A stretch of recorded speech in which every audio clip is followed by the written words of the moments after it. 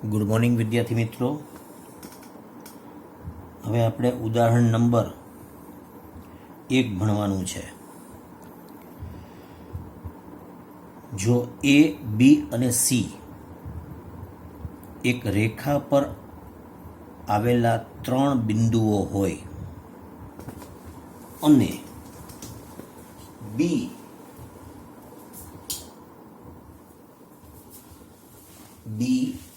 એ અને સીની વચ્ચે આવેલું હોય તો સાબિત કરો કે એ બી વત્તા બીસી બરાબર એસી. આ એક રેખા,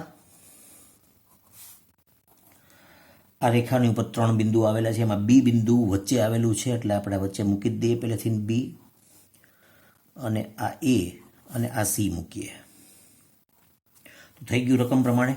એબીસી ત્રણેય બિંદુઓ એક રેખા ઉપર આવેલા છે જેમાં બી બિંદુ વચ્ચે આવેલું છે. સાબિત આપણે કરવાનું છે એબી વત્તા બીસી બરાબર એસી. તો આ આકૃતિ પરથી એબી રેખાખંડ વત્તા બીસી રેખાખંડ એટલે કે આ એબી વત્તા બીસી, તો એની ઉપર થઈને જ આ રેખાખંડ એસી પસાર થાય છે એટલે કે સંપાતી છે. બરાબર. ની સાથે એસી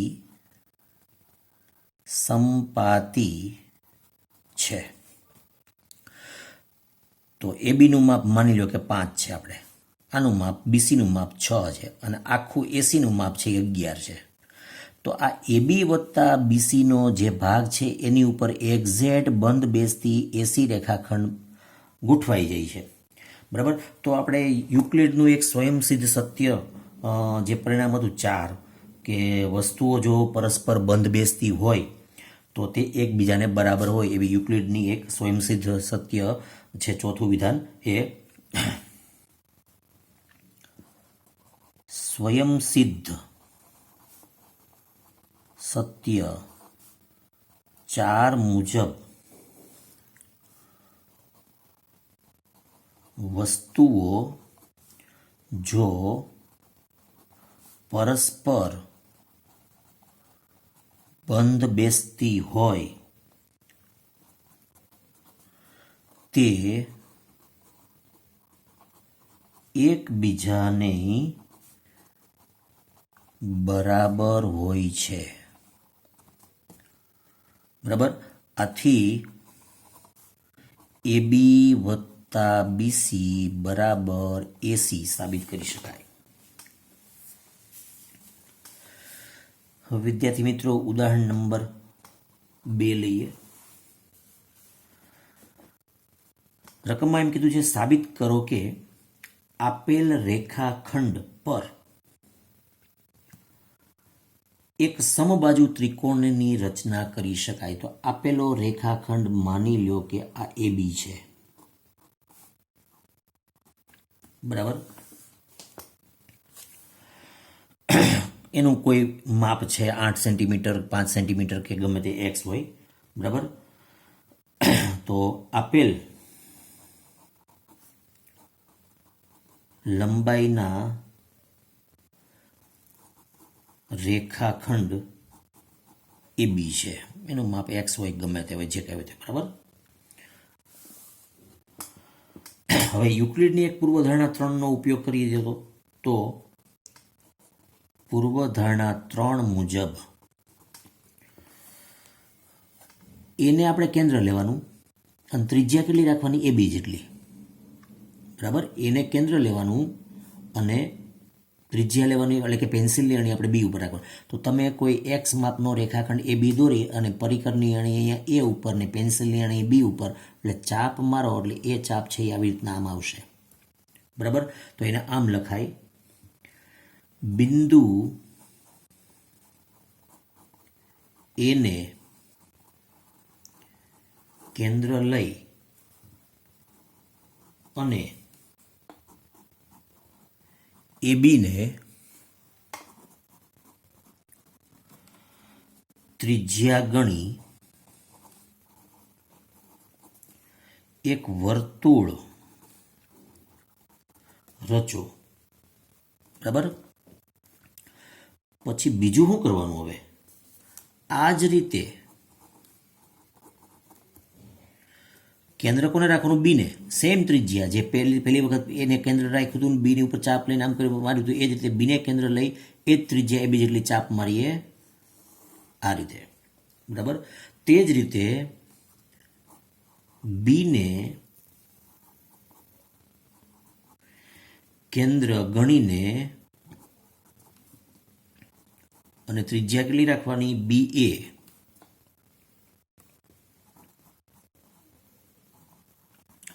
ત્રિજ્યા લઈ એક અન્ય ચાપ રચો. આ બંને ચાપ બિંદુ સી માં છેદે છે. પછી શું કરવાનું? આનું નામ સી આપી દીધું. હવે આ એસી અને બીસી અને ફૂટપટ્ટીથી જોડી દેવાના. બરાબર. એસી અને બીસી દોરો તો શું બનશે? ત્રિકોણ એબીસી બને છે. તો હવે આ એબીસી ત્રિકોણની અંદર એબી બરાબર શું થાય? બીસી. શું કામ ભાઈ? તો કે એક જ વર્તુળની ત્રિજ્યાઓ છે. એક જ વર્તુળની ત્રિજ્યાઓ છે. ત્યાર પછી એબી અને એસી આ પણ બે સરખું થાય તો કે એ પણ એક જ વર્તુળની ત્રિજ્યાઓ છે. બરાબર. તો આનો મતલબ શું થયું? કે ત્રણેય સરખું થઈ ગયું. એબી બરાબર, તેથી એબી બરાબર બીસી બરાબર એસી. તો ત્રિકોણની ત્રણ બાજુઓ સમાન થઈ ગઈ. તો જો કોઈ ત્રિકોણની અંદર ત્રણ બાજુઓ સરખી હોય તો એને સમબાજુ ત્રિકોણ કહેવાય. આથી ત્રિકોણ એબીસી સમબાજુ ત્રિકોણ છે. બસ અહીં પ્રશ્ન પૂરો થઈ ગયો. હવે પ્રમેય નંબર 5.1 બે ભિન્ન રેખાઓમાં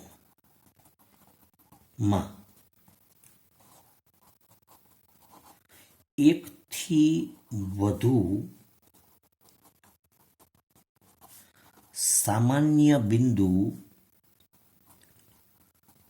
ન હોઈ શકે. તો આ એક રેખા દોરી, દાખલા તરીકે એલ. બંને ભિન્ન રેખા એવો શબ્દ વાપરેલો છે. તો ભિન્ન હોય તો એ આની ઉપરથી પસાર ન થાય. એ અહીંયા આવી રીતના આમ હોઈ શકે, આમ હોઈ શકે. હવે જો આવી રીતના આમ દોરો તો સમાંતર થશે. તો એક પણ બિંદુ સામાન્ય નહીં મળે. બરાબર. તો એકથી વધુ ના મળી શકે. એકથી વધુનો મતલબ થાય એક મળી શકે, પણ એકથી વધુ એટલે કે બે ન હોય, ત્રણ ન હોય, ચાર ન હોય, પાંચ ન હોય, પણ એકથી ઓછું હોઈ શકે. એકથી ઓછું એટલે આવી રીતના આમ રેખા દોર નાખો સમાંતર થઈ ગઈ. તો અહીંયા એકેય બિંદુ મળતું નથી બંનેની વચ્ચે. પણ જો રેખા તમે આવી રીતના આમ દોરો, બરાબર, તો આ બંને રેખાઓનું છેદ બિંદુ કોઈક તમને મળે છે. આ બંને રેખાને ભિન્ન રેખાઓ કહેવાય. તો એનું કહેવાનું એમ છે કે આ એક જ બિંદુ મળ્યું, આની સિવાય બીજું બિંદુ કોઈ મળી શકે નહીં. બરાબર. તો હવે વિદ્યાર્થી મિત્રો, સ્વાધ્યાય તમારે 5.1 જે એકદમ સામાન્ય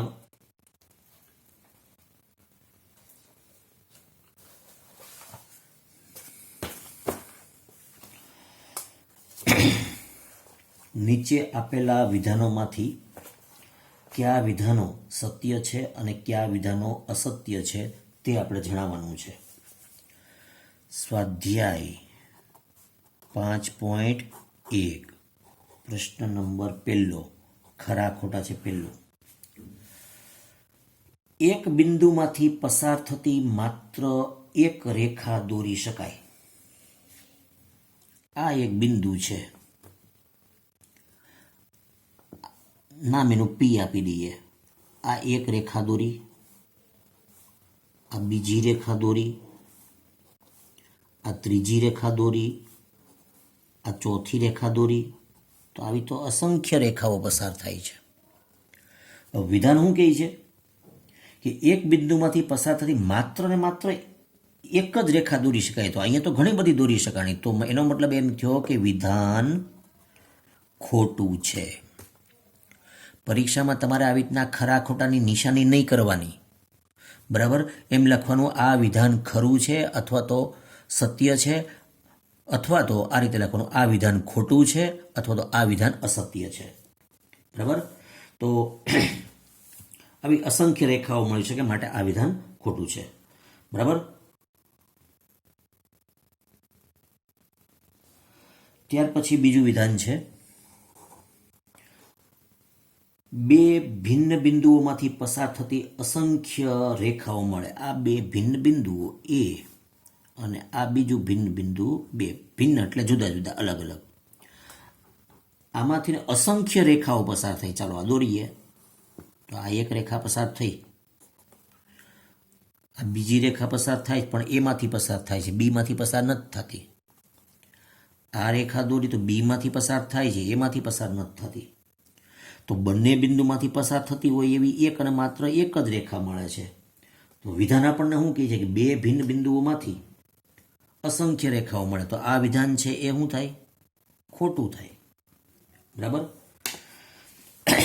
બે ભિન્ન બિંદુ વચ્ચે અંતર કદી વ્યાખ્યાયિત ન કરી શકાય, બરાબર. ત્યાર પછી ત્રીજો પ્રશ્ન છે, એક શાંત રેખાને બંને તરફ અનિશ્ચિત રીતે લંબાવી શકાય. શાંત, યુક્લિડે જેને શાંત રેખા કીધી છે ને, જેને અત્યારે આપણે રેખાખંડ કહીએ છીએ, બરાબર. જેને આપણે અત્યારે રેખા, અને યુક્લિડે શાંત રેખા કીધેલી છે. તો શું વિધાન છે? એક શાંત રેખાને બંને તરફ, આ તરફે અનિશ્ચિત રીતે લંબાવી શકાય અને આ બાજુ પણ અનિશ્ચિત રીતે લંબાવી શકાય છે, બરાબર. તો પૂર્વધારણા પ્રમાણે, યુક્લિડની પૂર્વધારણા પ્રમાણે આ વિધાન છે એ સત્ય છે. ચોથું વિધાન, જો બે વર્તુળ સમાન છે તો તેમની ત્રિજ્યાઓ સમાન છે. ચોથું વિધાન, આ ત્રીજું, બે વર્તુળ સમાન છે.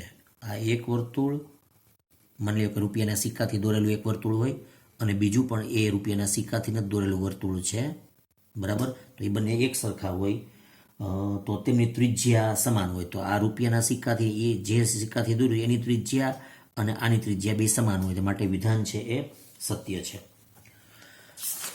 પાંચમું વિધાન, વિદ્યાર્થી મિત્રો, નીચેની આકૃતિમાં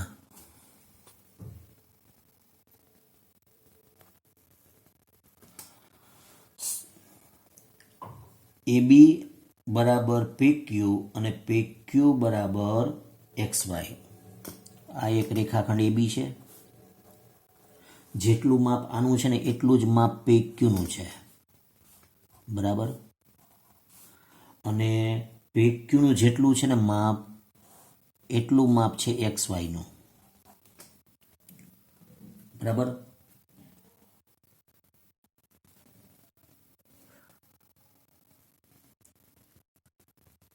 માની લો કે એક, હું તમને તમારા વિદ્યાર્થીના સંદર્ભમાં સમજાવું. એક છે રામ નામનો વિદ્યાર્થી છે. રામની ઊંચાઈ છે ને એ અને શ્યામની ઊંચાઈ બે સરખી છે. એટલે રામ અને શ્યામ બે બાજુ બાજુમાં ઊભા રહે તો એની હાઇટ છે એક્ઝેક્ટ છે. પછી શ્યામ અને હાર્દિક, બરાબર, આ બેની ઉંમર સરખી છે. હવે આ ત્રણેયને લાઇનમાં આપણે ઊભા રાખી દઈએ તો ત્રણેય છે એ એક સરખી હાઇટના થાય કે નહીં? એટલે કે ત્રણેય એક સરખા થાય, બરાબર. તો આ વિધાન છે એ સત્ય છે એમ કહેવાય. હવે વિદ્યાર્થી મિત્રો, ત્યાર પછીનો પ્રશ્ન નંબર 2, અને એમાં આવે છે અમુક વ્યાખ્યાઓ, બરાબર. તો પહેલી વ્યાખ્યા છે એમાં સમાંતર રેખાઓ.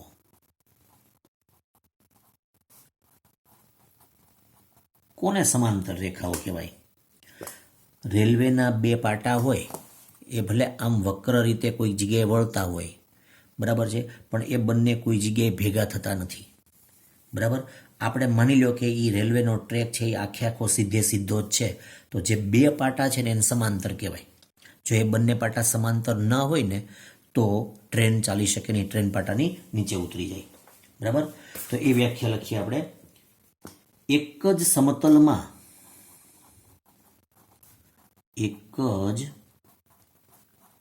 સમતલમાં આવેલી બે રેખાઓ પરસ્પર છેદે નહીં તો તેમને સમાંતર રેખાઓ કહેવાય, બરાબર. હું કીધું એક જ સમતલમાં. આ નોટનો કાગળ છે ને એ એક સમતલ છે, એટલે માની લો કે આ એક રેખા એલ. હવે આ જ સમતલમાં બીજી રેખા દોરવાની છે, બરાબર. બે રેખાઓ પરસ્પર છેદવી ના જોઈએ, તો આ બીજી રેખા, એનું નામ એમ આપીએ. હવે આ જ સમતલની અંદર આ બંને રેખાઓને ગમે એટલી લંબાવો કોઈ જગ્યાએ છેદે તો આ બંનેને સમાંતર કહેવાય. સમતલ શબ્દ વાપરવો જરૂરી છે. સમતલ શબ્દ ન વાપર્યો હોય, માની લો કે અવકાશની અંદર હોય તો અમારી પેન છે, બરાબર છે, તો એ પણ એક રેખા કહેવાય. લ્યો આવડી આ રેખા પેલી એલ અને અમારી પેનની રેખા બે કંઈ છેદતા નથી કોઈ જગ્યાએ, તો આને સમાંતર રેખાઓ ના કહે, કારણ કે આ પેન છે એ અલગ સમતલમાં છે અને આ એલ રેખા છે એ આ કાગળના સમતલમાં છે. એટલે આપણને શબ્દ શું વાપરો છે? એક જ સમતલમાં. એટલે આ કાગળ ઉપર જ આવેલી બે રેખાઓ એક જ સમતલની અંદર, બરાબર, બે રેખાઓ છેદે નહીં તો એને સમાંતર રેખાઓ કહેવાય, બરાબર. ત્યાર પછી બીજી વ્યાખ્યા છે લંબ રેખાઓ, બરાબર.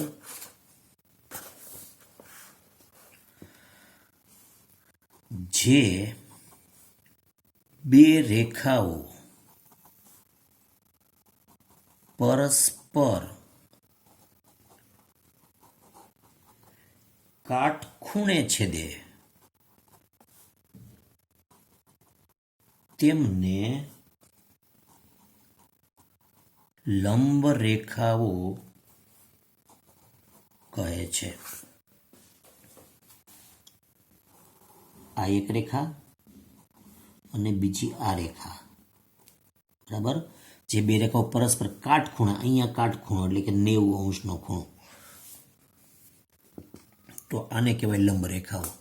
જેમ કે 3 વાગવાની પોઝિશન હોય ઘડિયાળમાં, બરાબર, તો એક રેખા આવડી આ થઈ અને બીજી રેખા આવડી આ થઈ, આ બંને વચ્ચે 90નો ખૂણો થયો, તો આ બંને પરસ્પર લંબ કહેવાય.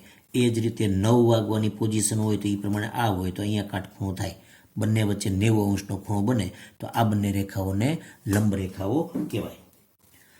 ત્યાર પછીની ત્રીજી વ્યાખ્યા છે રેખાખંડ.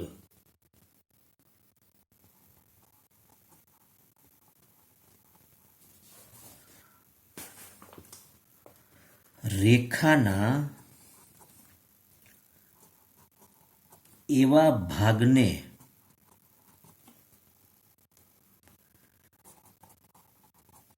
રેખાખંડ કહે છે જેને બે અંત્ય બિંદુઓ હોય. આ એક રેખા, એનો કોઈક ભાગ, એટલે માની લો કે આટલો ભાગ, બરાબર. રેખાના એવા ભાગને રેખાખંડ જેના બે અંત્ય બિંદુ, તો આ એક અંત્ય બિંદુ દાખલા તરીકે એ અને બીજું અંત્ય બિંદુ આ બી, તો આટલા ભાગને રેખાખંડ કહેવાય, બરાબર. તમામ બિંદુઓ એક જ રેખા ઉપર આવેલા હોય એના, અને બે એને અંત્ય બિંદુ હોય. હું કીધું રેખાના એવા ભાગને રેખાખંડ કહે જેના બે અંત્ય બિંદુ, આ રેખા છે અને આ ભાગ એવો છે કે જેને બે અંત્ય બિંદુ છે. ત્યાર પછી છે વર્તુળની ત્રિજ્યા.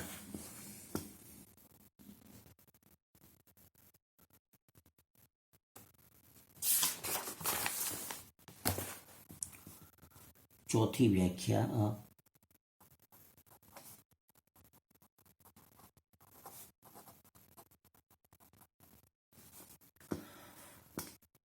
વર્તુળના કેન્દ્ર અને પરિઘ પરના કોઈ પણ બિંદુને જોડતા રેખાખંડને વર્તુળની ત્રિજ્યા કહે છે. બરાબર, આ એક વર્તુળ, આ એનું કેન્દ્ર, આ પરિઘ કહેવાય વર્તુળનો. પરિઘ પર અસંખ્ય બિંદુઓ આવેલા હોય. બરાબર, અસંખ્ય બિંદુ. એમાંનું માની લો કે આ કોઈ બિંદુ, આ એ, અથવા તો આ બી લ્યો, અથવા તો આ સી લ્યો. તો વર્તુળના કેન્દ્ર અને પરિઘ પરનું કોઈ પણ બિંદુ, આને જોડતો રેખાખંડ, આને ત્રિજ્યા કહેવાય. ત્રિજ્યા એટલે રેડિયસ, એના ઉપરથી આર. આ બિંદુ લ્યો તો આને પણ ત્રિજ્યા કહેવાય, આને પણ ત્રિજ્યા કહેવાય. આવી અસંખ્ય ત્રિજ્યાઓ વર્તુળને હોય. બરાબર.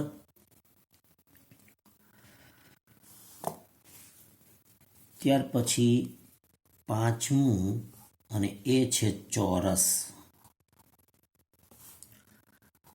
જેની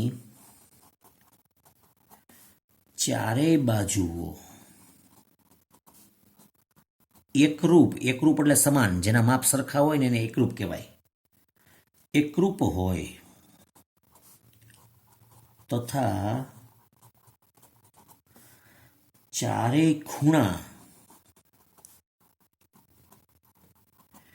એકરૂપ હોય તેવા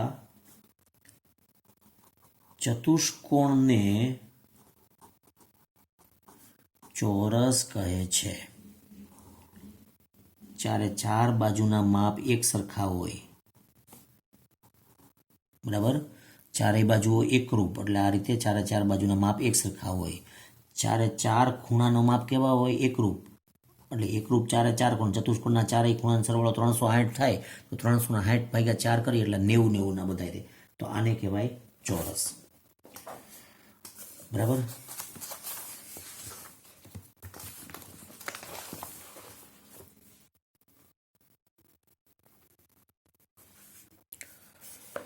તો વિદ્યાર્થી મિત્રો, અહીંયા હવે ત્રીજો પ્રશ્ન છે. એમાં તમારે ખાલી નીચે આપેલી બે પૂર્વધારણાઓનો વિચાર કરવાનો છે. પૂર્વધારણાઓ અવ્યાખ્યાયિત પદ છે, શું પૂર્વધારણાઓ સુસંગત છે કે કેમ, પૂર્વધારણાઓ યુક્લિડની કઈ પૂર્વધારણામાંથી મળે છે, ખાલી એ નંબર કહેવાનો છે. બરાબર. તો અહીંયા આપણે હવે આ ચેપ્ટર અહીંયા પૂર્ણ થાય છે. 5.2 આપણે ગણવાનું નથી. બરાબર. એટલે મોટાભાગે આની અંદરથી થિયરી વધારે પૂછાય છે. તો વિદ્યાર્થી મિત્રો, અહીંયા આ ચેપ્ટર આપણું પૂરું થાય છે. સ્વાધ્યાય 5.1 પણ પૂર્ણ થાય છે. Thank you.